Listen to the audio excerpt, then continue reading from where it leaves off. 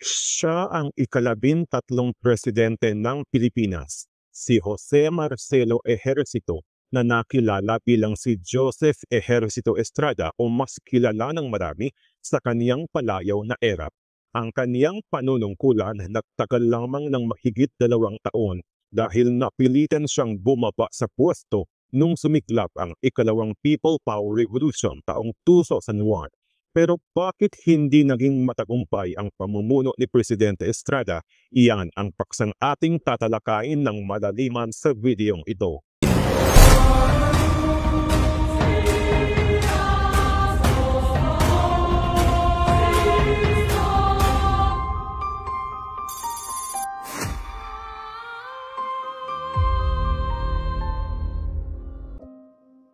Taong 1998 nung naluklok sa kapangyarihan si Joseph Estrada bilang ika-13 Pangulo ng Republika ng Pilipinas.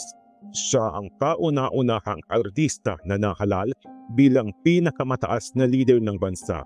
Ipinangako niya sa kaniyang kampanya ang pagtulong sa mga mahihirap at ang pagpapalakas sa sektor ng agrikultura sa bansa. Dahil dito, naging popular si Estrada sa maraming botante kung kaya't hindi naging mahirap sa kaniya ang pagpakyat sa pwesto. Bagamat may mga bumatikos at kumwestiyon sa kaniyang pagkapanalo sa eleksyon, nanindigan si Estrada na siya ang ibinoto ng mga Pilipino kaya marapat lang niyang gampanan ang tungkuling sa kaniya ipinagkatiwala ng taong bayan. Subalit sa unang taon pa lang ng kaniyang panunungkulan, samot-saring mga problema na ang naranasan at kinaharap ng bansa na nagdulot ng malaking hamon sa kaniyang liderato at nagresulta sa pagkabawas ng tiwala ng publiko sa kaniyang pamumuno. Ilan sa mga problemang ito ang pagbagsak ng ekonomiya ng bansa bunsod ng pagbaba ng piso, ang paglobo ng utang ng Pilipinas, pagdami ng mga Pilipinong walang trabaho, pagtaas ng presyo ng mga bilihin, paglawak ng kahirapan, paglago ng korupsyon sa pamahalaan, paglaganap ng kriminalidad at pagtindi ng tensyon sa Mindanao. Pero ang pinakamalaking eskandalo na kinasangkutan ng administrasyon ni Presidente Estrada nung nakaladkad ang kaniyang pangalan sa isyu ng katiwalian. Matatandaan noong October 4, 2000, isang malaking revelasyon ang sumambulat sa publiko nung nagsalita laban kay Estrada ang kaniyang dating kaibigan at nooy Ilocos Sur Governor na si Chavit Singson. Isiniwalat ni Singson ang pagtanggap umano ni Estrada ng milyon-milyong halaga ng salapi mula sa operasyon ng illegal na kuweteng at ang umano'y pagbulsa ni Estrada ng tinatayang 130 million pesos na kickback mula sa tobacco excise tax. Ipinunyag din ni Singson ang paggamit ni Estrada ng 52 smuggled luxury vehicles bilang kaniyang personal na sasakyan at ang kaniyang pagbili ng magagarang bahay at mansyon para sa mga naging kabit niya noon. Marami ang nagalit sa pagbubunyag na ito kaya dumami rin ang mga panawagan para sa pag-resign ni Estrada, kabilang na ang Arsobispo ng Maynila na si Jaime Cardinal Sin na sinabing nawalan si Estrada ng moral na otoridad na mamuno dahil nabahiran ng dungis ang imahe ng kaniyang pagkapangulo.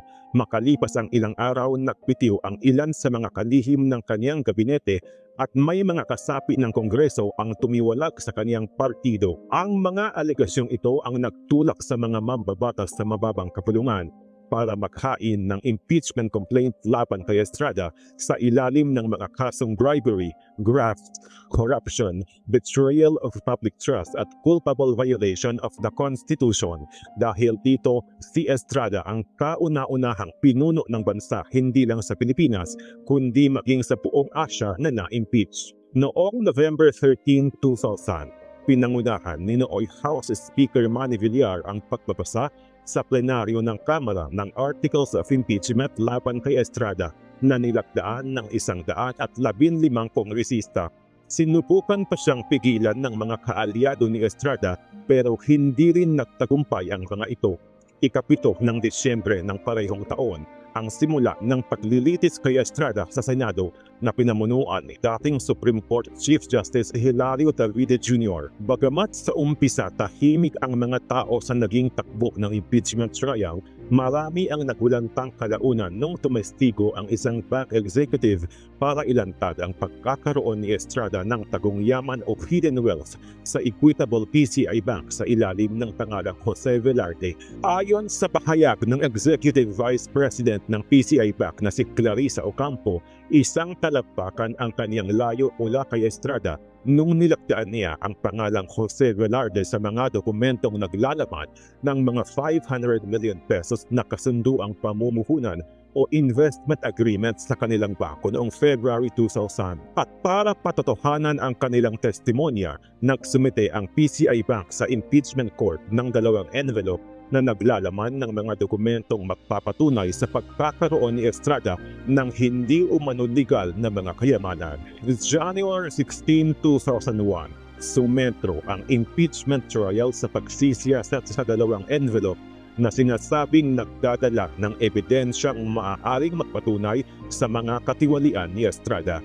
Unang binuksan ang isang envelope na ang nilalaman mga papeles na may kinalaman sa savings account ng isang Jose Velarde na mahigit $63 million daw ang naipon sa iba't ibang deposito nito sa PCI Bank. Subalit, hindi nagkasundo ang mga senator judges na buksan ang pangalawang envelope kung saan hinihinalang nakapaloob ang ebidensya sa umano'y yaman na itinatago ni Estrada.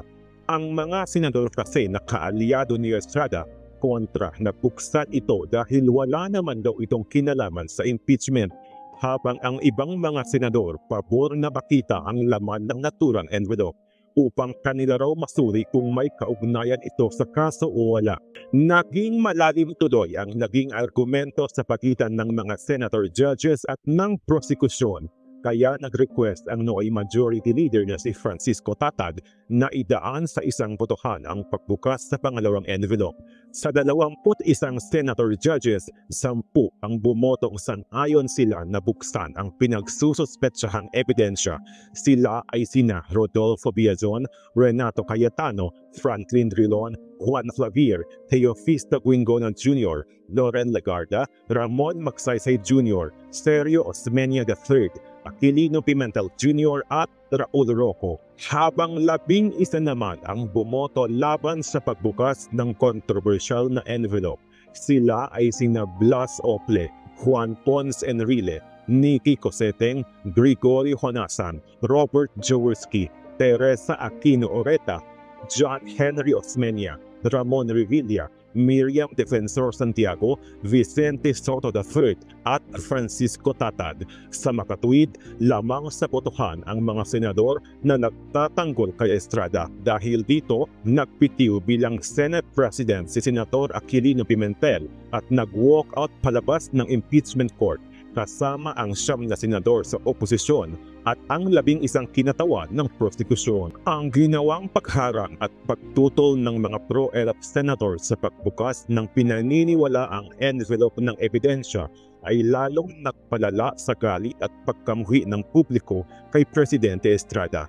At dahil hindi natapos ang kaniyang impeachment trial, bunsod ng pag-walkout o pag-atras ng prosecution team, nagsagawa ng malawakang protesta ang maraming lugar sa Pilipinas na humihiling kay Estrada na magbidiyo o bumaba sa pwesto. Sa Metro Manila naman o sa kabisera ng bansa, pinangunahan ni na dating Pangulo Cory Aquino, Fidel Ramos, Jaime Cardinal Sin at nooy Vice President Gloria Arroyo ang pag-aalsa ng daan-daang Pilipino sa tampanan ng EDSA upang magdaos ng mapayapang paghihimagsik laban sa nooy tiwaling pamahalaan ni Pangulong Estrada.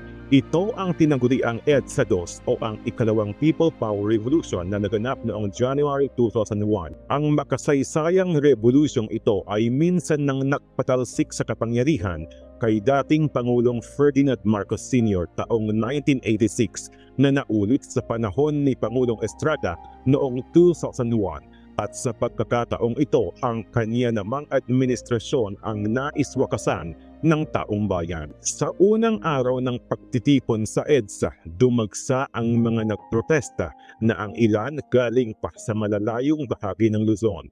Maraming mga pangkat ng kabataan, Mga profesional at estudyante mula sa mga pribadong paaralan ang lumahok at nakiisa.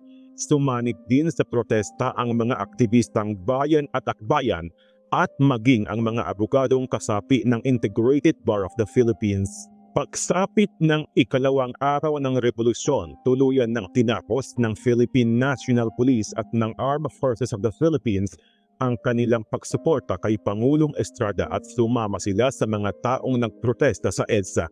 Samantala, bandang 2:00 ng hapon nung araw na iyon, lumabas si Estrada sa national television at iginiit niyang hindi siya magbibitiw. Ipinahayag din niya ang kaniyang nais na magpatuloy ang impeachment trial at tanging ang hatol ng pagkakasala lamang ang magpapaalis sa kaniya sa katungkulan. Bandang 6:15 ng gabi, muling lumabas si Estrada sa telebisyon at nanawagan siya ng biglaang halalan na isasabay sa nakatakdang eleksyon para sa Kongreso at sa lokal na posisyon sa May 14, 2001, pero idinagdag niyang hindi siya tatakbo sa halalan. Subalit hindi kinagat ng mga tao ang panawagang ito ni Estrada. Bagkus, nagpatuloy sila sa pagrally at nanatili sa EDSA Shrine. Kinabukasan, nakarating ang balita sa mga nagtipong tao sa EDSA na si Estrada ay nagbitiw o nagresign na. Pagkatapos ideklara ng Korte Suprema na bakante na ang upuan ng Pangulo, kaagad na pinanumpa ni Chief Justice Hilario Davide ang kahalili o kapalit ni Estrada ayon sa konstitusyon na si Gloria Macapagal Arroyo bilang Pangulo ng Pilipinas. Bandang 2:00 ng hapon nung araw na iyon, naglabas si Estrada ng sulat o liham kung saan ipinahayag niya ang kaniyang pag-aalinlangan sa legalidad at pagkakonstitusyonal ng proklamasyon kay Gloria Arroyo bilang Pangulo ng Bansa. Sa nasabi ding liham, ipinahayag ni Estrada na siya ay magbibitiw para sa pambansang pagkakasundo. Kinalaunan, kusang loob lumisan si Estrada at ang kaniyang pamilya mula sa palasyo ng Malacañang at kanilang tinawid ang Pasig River sa pamamagitan ng pagsakay sa lansa o bangka. Nagtagumpay ang mga tao sa pagpapatalsik kay Estrada sa pwesto noong EDSA 2, pero hati ang reaksyon ng mundo tungkol dito. May ilang mga kritiko kasi ang naniniwala na ang pangyayaring ito ay bunga o bunsod ng sabuatan ng mga elitistang politiko, mga negosyante at matataas na pinuno ng militar para papagsakin si Pangulong Estrada. Tinawag pa nga ng mga taga-ibang bansa ang revolusyong ito bilang pagkatalo sa due process of law at binatikos din ng ilang tagasuri ang pagkalas ng Armed Forces of the Philippines mula sa Pangulo na hindi raw naaayon sa saligang batas at siyang sinang-ayunan ng mga dayuhang political analyst. Noong Pebrero 2001, binuksan ng Senado ang ikalawang envelope na ang nilalaman bank records na nagpapakita ng kaunting higit sa 1 bilyong pisong deposito ni Estrada sa Equitable PCI Bank sa ilalim ng pangalang Jose Velarde at ang isang liham mula sa kaniyang kaibigan na si Jaime de Chavez na nag-angking siya si Jose Velarde.